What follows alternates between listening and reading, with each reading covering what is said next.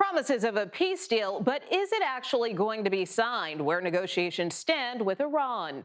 More than a dozen migrants are deported to a country far from their own. What the Trump administration is saying about the controversial move.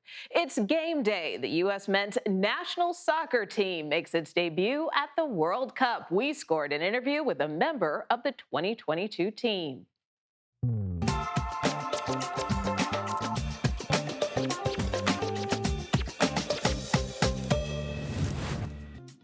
Hello, I'm Nicole Killian in for Major Garrett, and welcome to the Takeout.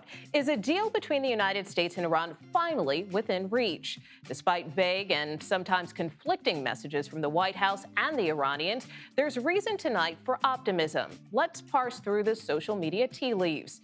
Pakistan's Prime Minister, a key negotiator, posted that a final agreed-upon text has been reached. President Trump, for his part, reshared a statement from the Iranian foreign minister that says an agreement has never been closer. A senior Trump administration official offered a few more details in a call with reporters. The agreement would reopen the Strait of Hormuz and lift the U.S. naval blockade, lead to the dismantling of Iran's nuclear program, and eventually the destruction and removal of enriched material. An important sticking point for the Iranians is the release of billions of dollars of frozen funds. Vice President J.D. Vance says the Iranians won't get anything for attending meetings and will only receive economic benefits if Iran, quote, meets its obligations. For the very latest now, we want to turn to the White House and Torian Small. Torian, we have heard many of these tenets before during the course of these negotiations. So what's new in this memorandum of understanding?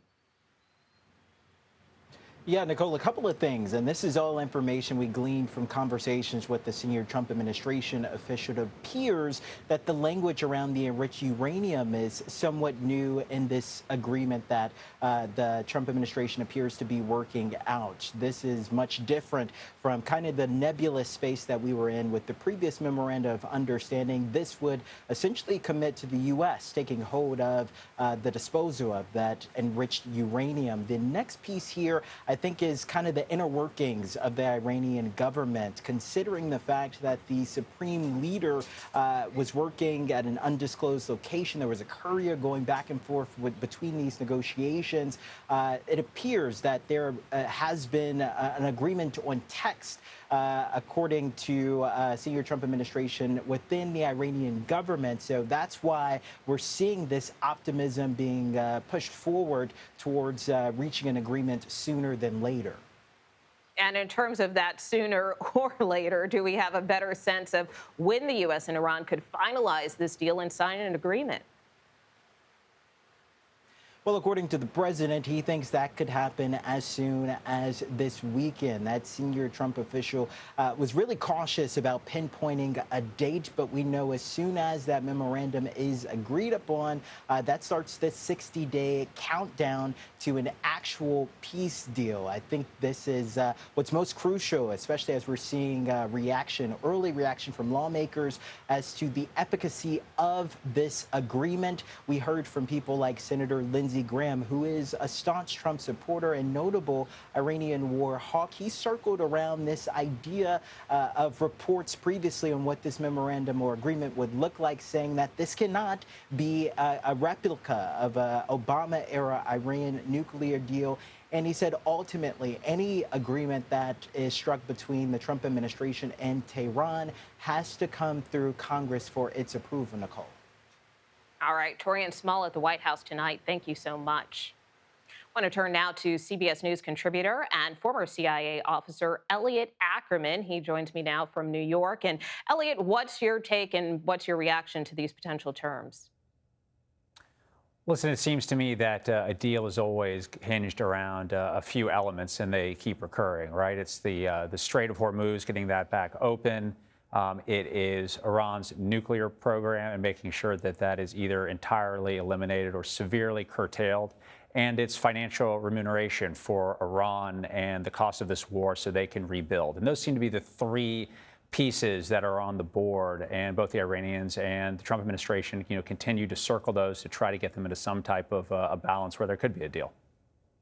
A senior administration official indicated that the U.S. envisions a 60-day period for technical negotiations to resolve any outstanding issues. Is that a realistic timetable, particularly when it comes to Iran's nuclear program?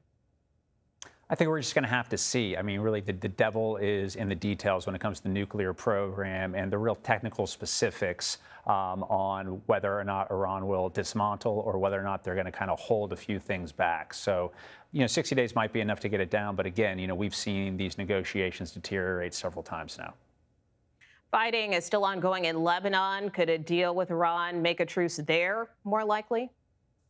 Right, potentially, but then also the third party here is the conflict between Israel and Iran, and any type of deal the U.S. does with Iran is going to have to also be aligned with Israeli interests. And if Israel isn't on sides, it's very easy for the Israelis and Hezbollah to keep on fighting in a way that could undermine a deal between the U.S. and Iran. So bottom line, if this deal goes through as it's being discussed and negotiated now, how different would things really be from what they were before the war started? Right. Well, that's the big question, and I think that's going to be one of the central criticisms of the Trump administration. And listen, whatever deal gets done, ultimately, both the Iranian regime and the Trump administration are going to declare victory, and they're going to have to go home and try to sell that victory domestically. But it's a very legitimate criticism that any type of deal just takes us to the exact same position we were before the war. And of course, this isn't the first time that President Trump has signaled that the war might be close to an end. Do you get the sense that this time is different, or could this deal potentially fall through? Again, that's a great question. Listen, the deal can absolutely fall through. There have been so many stops and starts, and I think the one thing we've all seen play out is that it's much easier to start a war than it is to finish a war. But I remain optimistic. Both sides want a deal. The question just is who's going to get the better deal. All right, Elliot Ackerman tonight from New York. Thank you so much for being with us. Thank you. The U.S.'s foreign surveillance powers are set to expire today. The House rejected a short-term FISA extension Thursday, as some lawmakers oppose President Trump's interim pick for Director of National Intelligence, Bill Pulte. Shortly after that vote, the president nominated U.S. Attorney Jay Clayton to take on the role permanently. Here's what we heard from lawmakers on Capitol Hill. I've never been a big fan of Tulsi Gabbard, but that Tulsi Gabbard would stay in place until Mr. Clayton was confirmed. We have a path out. I don't know Jay Clayton, but I was quite certain the acting guy wasn't going to cut it. Shall we say Pulte. CBS News intelligence and national security reporter Olivia Gazis joins me now. And Olivia, with FISA set to lapse, what impact could that have? Sure. Well, what FISA 702 does at a basic level is to allow the government to acquire information about the communications, frequency, the content of non-U.S. persons outside of the United States without a warrant. So hypothetically, if you're targeting two foreign spies or terrorists who are using Gmail or WhatsApp to talk to each other and conceive a plot, rather than having to seek a warrant, the government can compel the providers of those services, Google or Meta, to hand over those communications of those individuals for national security purposes. What makes it controversial, as you well know, Nicole, is that sometimes those foreign individuals could be discussing a U.S. person whose information is then incidentally collected by the U.S. government, even if they're not a surveillance target, which is why it's such a controversial authority that lawmakers have sought to amend. And that being said, is there any precedent for this provision expiring like this? And is it a national security threat? No, and what makes the expiration potentially, if it's so consequential, is that it's not just a collection tool, it's the legal architecture underpinning the cooperation between the government and those tech and telecom companies. What they are standing to lose now is the liability protections that have shielded them when they comply with the government requests for that content. It used to be phone calls and then text messages, and now it extends to a whole lot of things, including what's in the cloud, what's in data centers, other internet infrastructure that is increasingly used in intelligence collection. So it's the grayness of that legality that is really problematic. Companies now could sue in order to refuse to comply with the government's requests. They could comply and then expose themselves to lawsuits from other parties, or they could be opened up to foreign regulatory scrutiny from overseas, EU and the like. So it's very much a Pandora's box from a legal perspective now that this is lapsing. And we mentioned earlier how lawmakers have kind of tied extending FISA's powers with who's in charge of DNI. Should those two things go hand in hand? I think in a perfect world, obviously not, because of how essential this authority is. Much of the president's daily brief comes from FISA-related material. But for better or worse, lawmakers saw that this was their best opportunity to extract a meaningful concession from the White House in the form of the controversial pick of Bill Pulte. What I think no doubt all sides are hoping for now is that 702 is reauthorized in very short order. As you know, Clayton's confirmation hearing was put on the calendar in a hurry and is slated for next week, Wednesday, before the Senate Intelligence Committee. Yeah, that's right. Although the House won't be back for another week after that. So we'll see how things play out. Olivia Gazis, thank you so much. Thank you. SpaceX launched onto Wall Street today with the largest initial public offering in history. Shares of Elon Musk's rocket and satellite company were priced at $135 a share at the open, raising $75 billion under the ticker SPCX. The IPO values SpaceX at nearly $1.8 trillion. It also makes Musk the world's first trillionaire.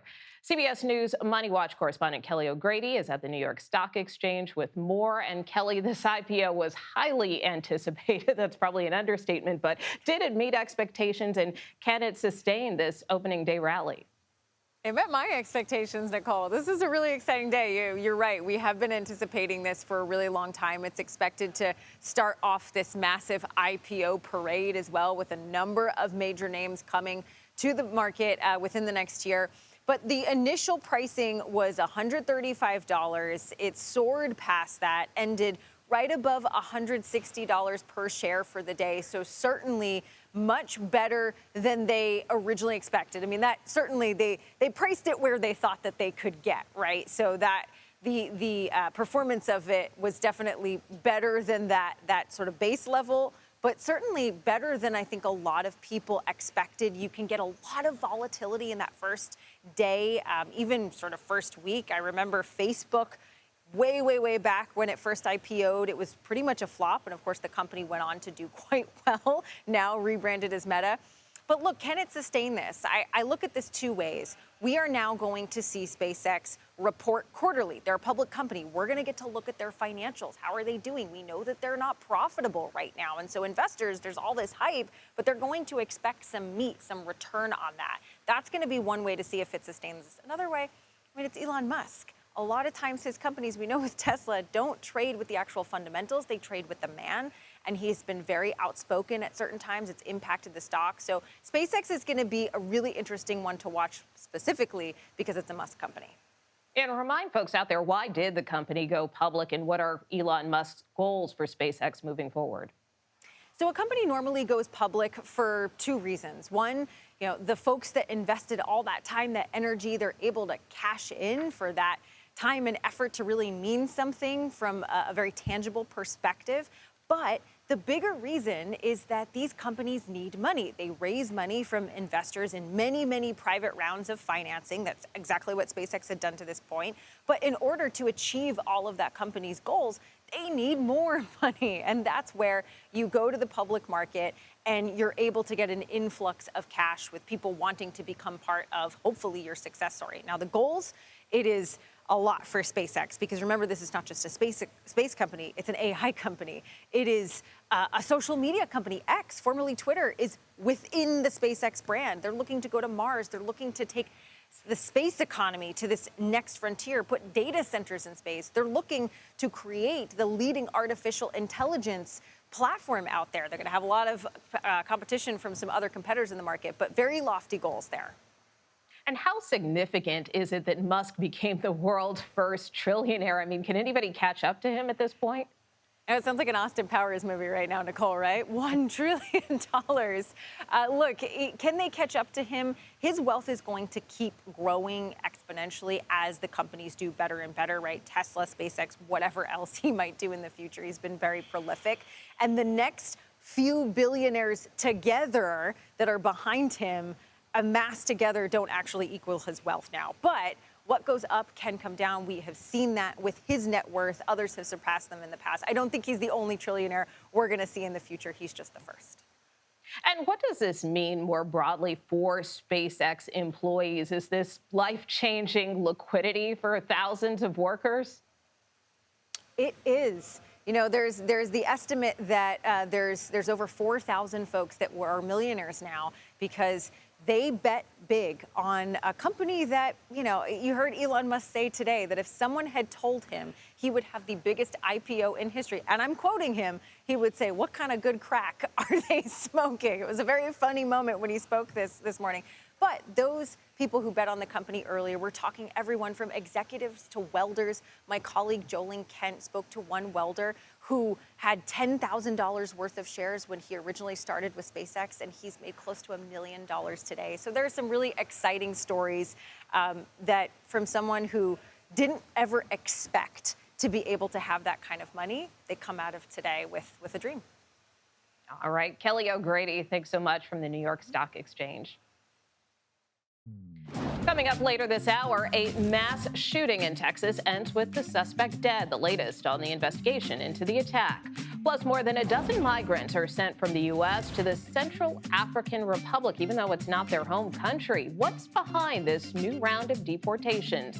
And the Americans get ready to take the field tonight for the first time in the 2026 FIFA Men's World Cup. A former member of the U.S. men's national soccer team joins us to break down the match. The Takeout returns in 90 seconds.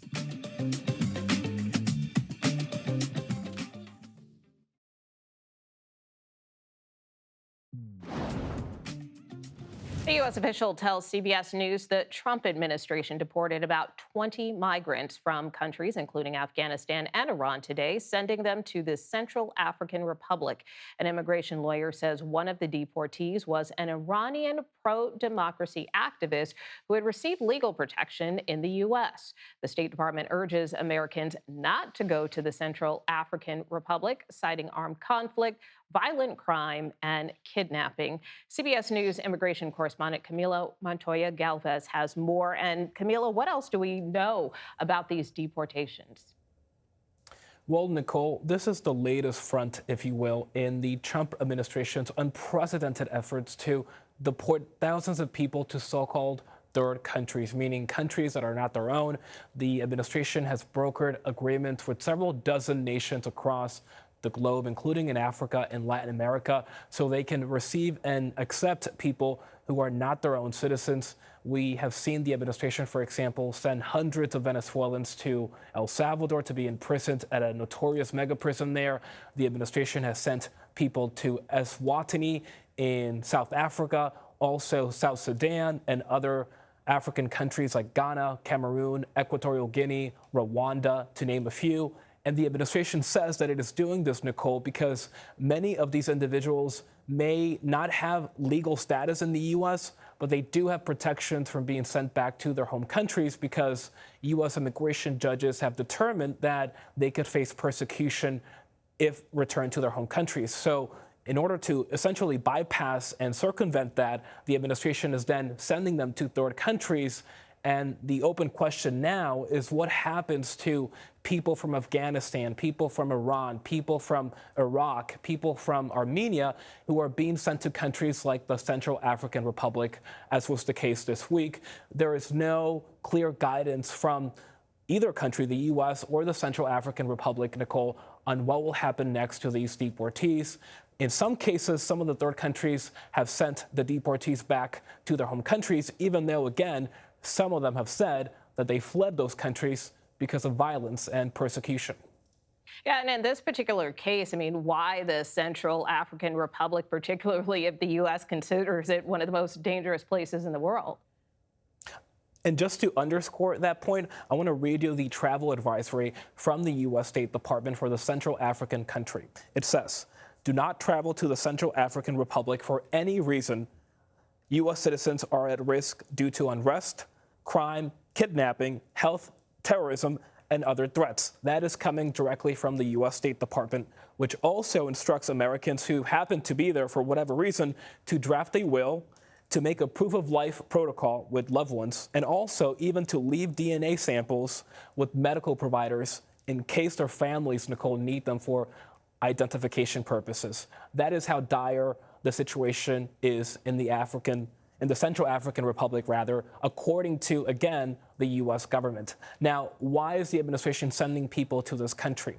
We have been told by administration officials and also immigration policy analysts that even though these deportations are small in scale, relatively speaking, they send a message of deterrence. And that message, Nicole, is that if you stay in the country illegally or you are thinking about crossing the border illegally into the U.S., there is now a chance, it may not be a big chance, but it is still a chance that exists, that you could be sent to a random country, including a country in Africa that, again, the State Department says no one should be traveling to because of insecurity and violence. And so do these migrants have any recourse, or can they go somewhere else? It's unclear. The Central African Republic has released no details at all about what it plans to do with the deportees that have just been sent there by the U.S. Neither has the Trump administration or U.S. officials. In some cases, African countries have housed deportees from the U.S. in hotels. Some of them have been able to stay there in those countries, but many, in fact, have been returned to their native countries. And again, that is a concern for many advocates and human rights observers, because many of these migrants, again, are alleging that they fled their home countries because of persecution and threats. And if they're forced to return, they could be in danger. And then given this precedent that's being set, should we expect more deportations to countries that the U.S. has severe travel warnings for? Yes, the Trump administration has made it abundantly clear, Nicole, that if you are in this country illegally and cannot be deported to your native country, the U.S. will find ways to deport you somewhere else away from American soil, including countries with questionable human rights records, including South Sudan, the Democratic Republic of the Congo, which, as you know, is currently dealing with a serious Ebola outbreak. And so the administration says, yes, those third country deportations will continue for the time being. All right, Camilo Montoya Galvez, thank you so much for your reporting, as always. We have some breaking news. The Justice Department has given the merger between CBS News parent company Paramount Skydance and Warner Brothers Discovery the green light. Our Kelly O'Grady is back with us now. And Kelly, what can you tell us? Yeah, so this was long awaited, right? You know, these two sides had agreed to a merger with an enterprise value of $110 billion and had been waiting for Department of Justice to review the merger, ensure that there aren't any red flags that they found. It has been approved. I'm going to read you just a little bit of the statement here to give some of their rationale. This is from the DOJ. And they said the division has completed its analysis of the proposed merger of Paramount and Warner Brothers and determined, based on the evidence received in its investigation, the transaction is not likely to result in harm to competition or American consumers. Now, remember, as you said, right, Paramount Skydance is the parent company of CBS News.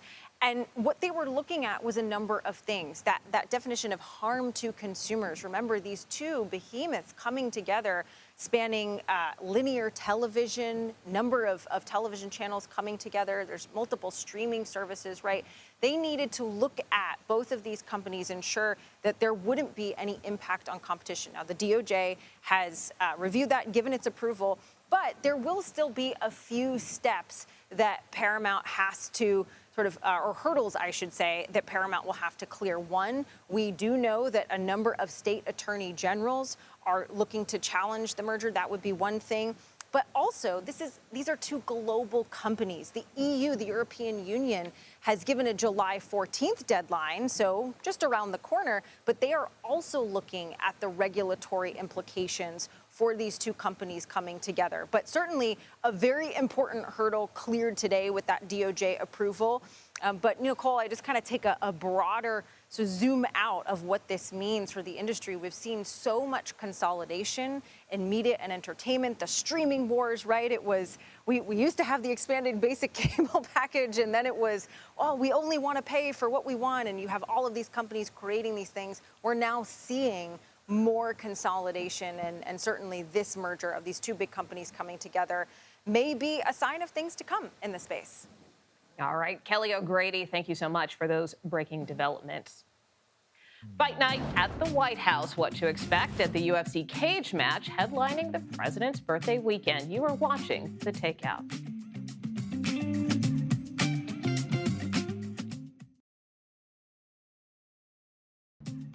Welcome back to The Takeout. Here's a look at what else we're watching this evening. At least one person was killed and 9 hospitalized during a shooting in West Texas this morning. Midland city officials said the suspect also died after a standoff with police, but did not provide any details about their identity or how they died. A possible motive for the shooting is still under investigation. Crews began taking down President Trump's name from the John F. Kennedy Center for the Performing Arts in Washington today. It comes after a federal judge denied a last-minute appeal from the Trump administration to stop its removal. Last month, a judge ruled Trump's name was put on the building and other Kennedy Center materials illegally. He set a deadline of today to take it all down.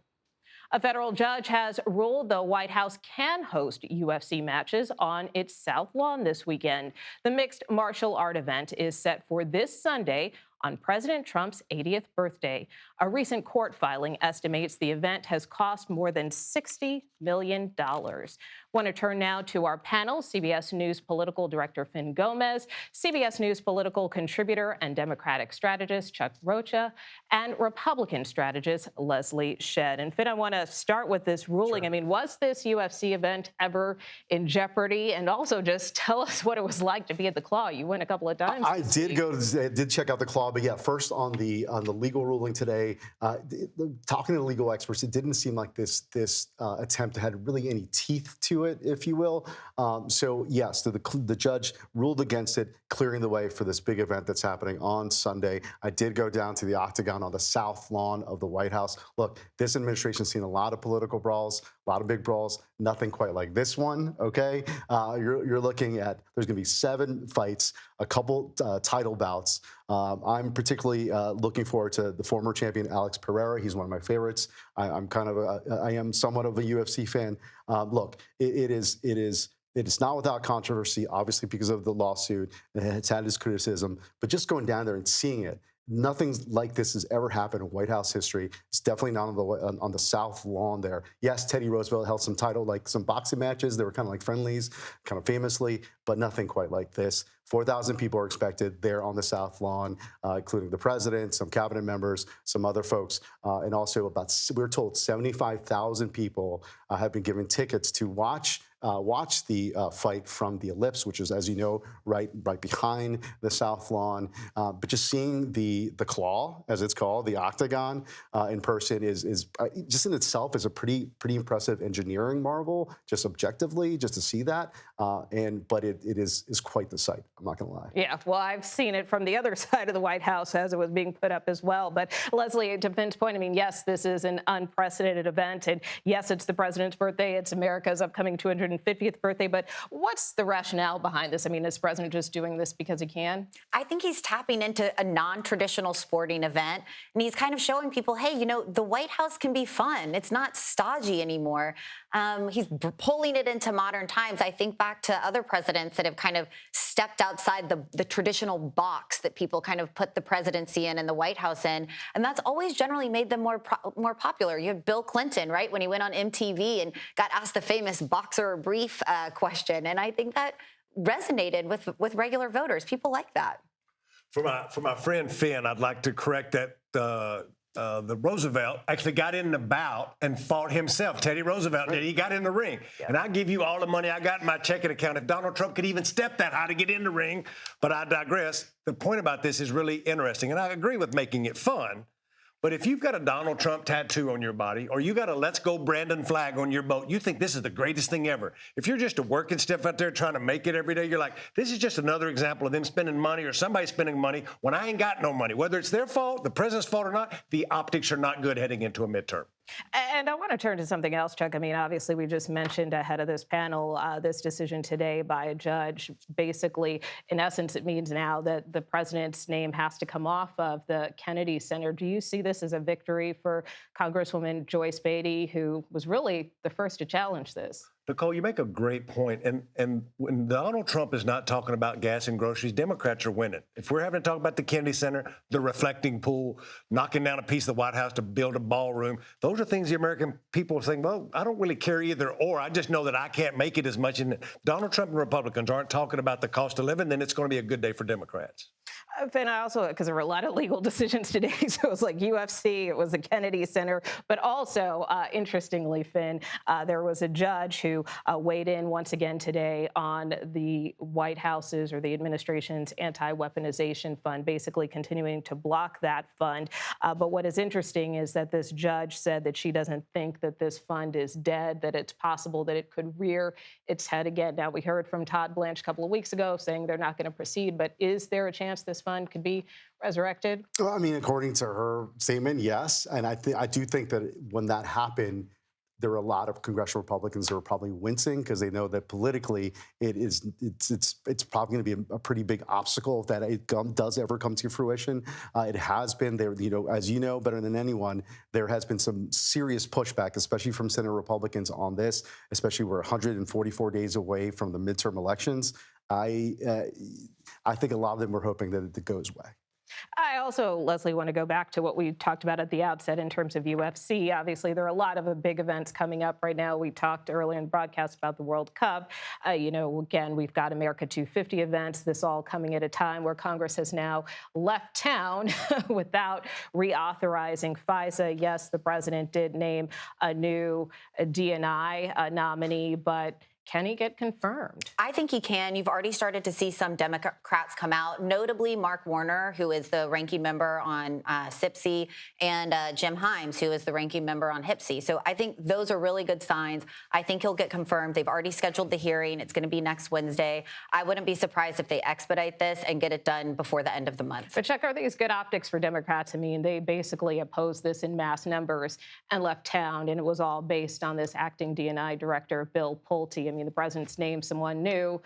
Why not stick around to renew FISA? It's a great point. The Senate is staying here, but you're right. The House did leave town. And I think holding and looking at the difference, there's a big difference between Pulte and this new fellow from Manhattan. He's a judge. He's been around. He may not have all the DNI credentials, and I'm not sure what SIPC or BIPC is, but I know that probably means he's qualified because I know the other guy, Pulte, didn't. All he knew was IRS and housing forms.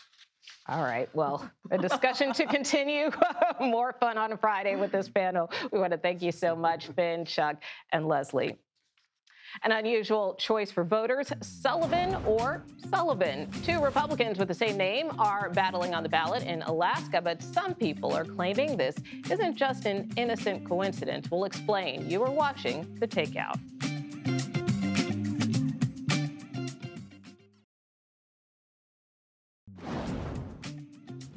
It's a battle between two Dan Sullivans in Alaska's Senate race. Two Republicans with the same name are running in the August 18th primary. The Dan Sullivan on your left is a two-term Republican incumbent and ally of President Trump.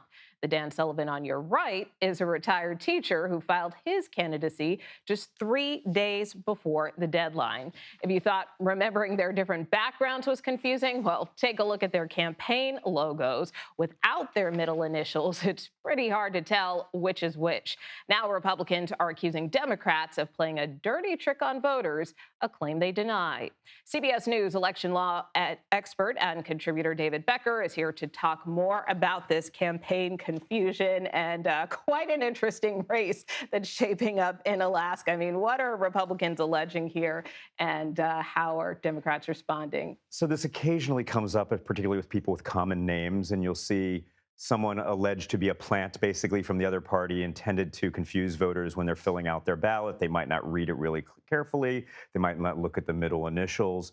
There is always concern about voter confusion. This is a really tough one for the Alaska Elections Division because on the one hand, they want to minimize voter confusion, very understandably. So you also don't want to disqualify someone just because they happen to have a common name, right? Something that raises a red flag, though, like, hey, these are the same names. I mean, what do you do? Clearly it did with the Elections Division because they did bar him from the ballot for now. He may challenge that, and that'll be resolved in the courts. There might be ways to navigate this by putting maybe incumbent next to Senator Sullivan's name. Clearly, the middle initials are going to be key here. But we've seen this in other times, usually in lower profile races, more localized races.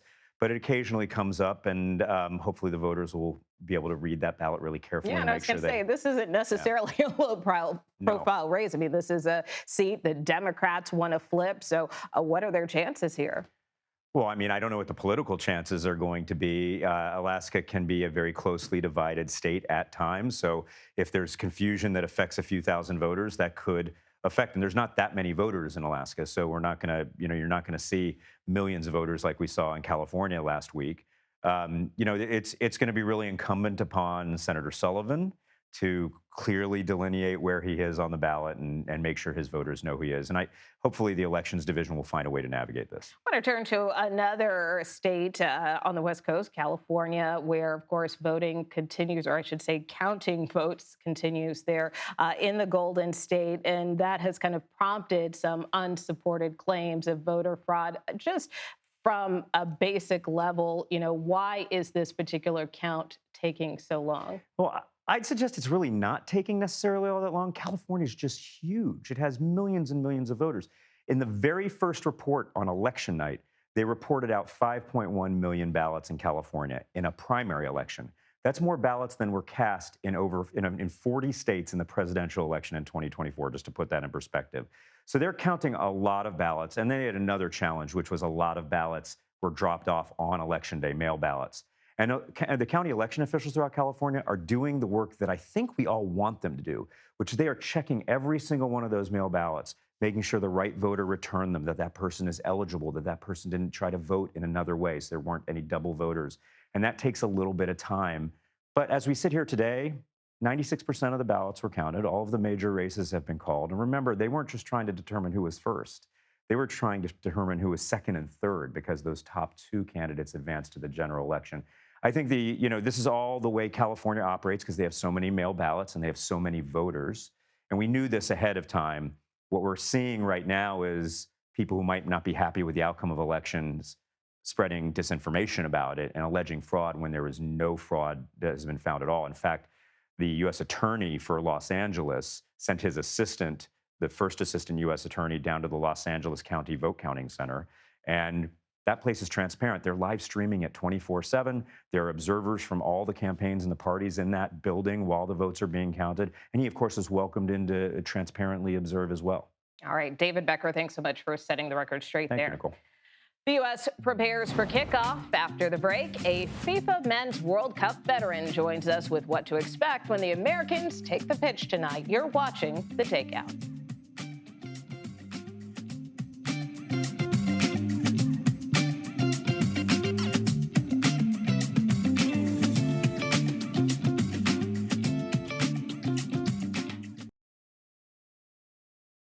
I think you've got a really good chance of going all the way. Thank you so much. I just want to wish you a lot of luck. That was President Trump calling in to the U.S. men's national team ahead of tonight's match against Paraguay. After a 4-year-long wait, the 26 men chosen to represent the United States will take the pitch in their first game of the 2026 FIFA World Cup. The U.S. is one of 3 host nations, so the Yanks are looking to open the tournament strong in California. The last time these two teams met was last November. The U.S. won that game by a score of 2-1. However, it included a bench-clearing brawl during stoppage time. Earlier, I spoke with Aaron Long. He's a defender for Los Angeles FC and was a member of the 2022 U.S. men's national team in Qatar. So, Aaron, as someone who was on the U.S. men's national team in the last World Cup back in 2022, what is it like and what does this moment mean? It means everything. There's, especially for a lot of the guys that it's their first World Cup, there's a lot of build up to this moment. And I think last time around in Qatar, it was everyone's first World Cup except for 1, maybe 2 players. So there's so much anticipation. There's so much excitement. I think the main thing is you want to get to that first game. You want the whistle to blow just so you can take the pressure off yourself and get into the game and do what you love. I think once you're on the field, everything settles down and you start becoming a soccer player again and the nerves fade a little bit and you can just play your game. But I think more than anything, that excitement and that pressure that you put on yourself, the lifelong dream, there's a lot of build up to that.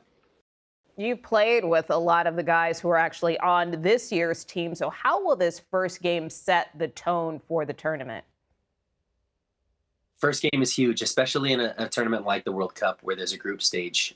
Winning that first game can set you up really well for the next 2 games. It can change it. It can change your mindset. It can change tactically going into the last 2 games.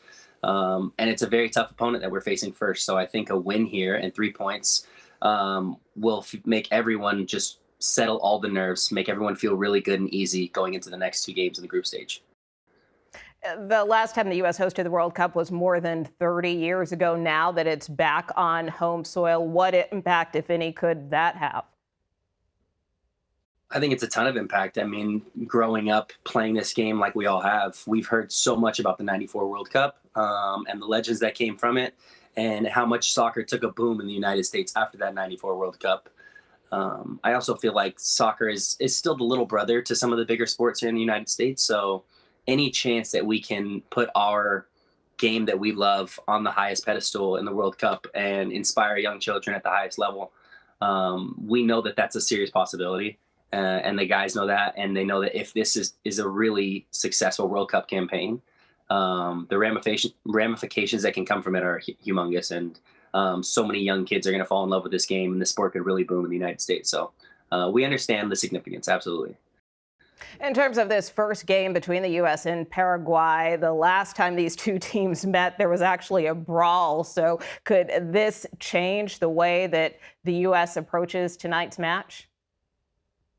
The brawl, no. I think that's just tempers bubbling over a little bit. But I mean, the intensity is going to be at the highest level. Absolutely. Like it's a World Cup. Whatever intensity was in that fixture earlier, it's going to be as much, if not more so. But I think guys are going to be a little bit more careful to not get a red card. You know, in a friendly, it's okay to let things bubble over a little faster. But in a World Cup match, you don't want a red card. You don't want to miss the next game. So I think there will be controlled aggression. I'll say it that way. After this, the U.S. is set to face Australia and Turkey. What can we expect from those matchups? Australia, I think, is going to have a big chip on their shoulder. They have been told that they're kind of the weaker link in the group stage, which we know they're a fantastic side. And I don't think the team of the United States is taking them for granted at all because they're a very tough opponent. But I think they're going to come into this with a big chip on their shoulder. And Turkey's going to play like they have nothing to lose. I think more than anything, like we talked about before, I think a win against Paraguay really sets us up. It's going to settle the nerves. It's going to make us feel really good going into those next 2 games. How far do you think the U.S. can go, and who do you think their toughest opponent might be? Oh, it depends on who wins. It depends on who gets out of the groups. I know that if we come in second in the group stage and Mexico comes in second in the group stage, I think we can face them in the first knockout game. That would be huge to face Mexico in a World Cup. I know that both of those teams are definitely looking to win their group, so hopefully we don't face each other until much later in the tournament. But man, I don't know. My heart is so much with this team, and my belief is so much with this team. I think we can make it to quarterfinals, semifinals if we're playing well, if we're playing at our best. So yeah, I'm going to put us there. You think the U.S. can go all the way? Who do you think will win the World Cup? I think my favorites right now are France. Can the U.S. win the World Cup? Absolutely. If we do everything right and we make no mistakes, we can, of course, because we have the talent and we believe in ourselves. But I think the talent that France has, it's going to be really hard to beat them. All right. Aaron Long, thanks so much. We know you'll be watching along with millions of fans tonight. Thanks so much. Thank you. That does it for the Takeout today. Major will be back on Monday. The Daily Report is coming up next.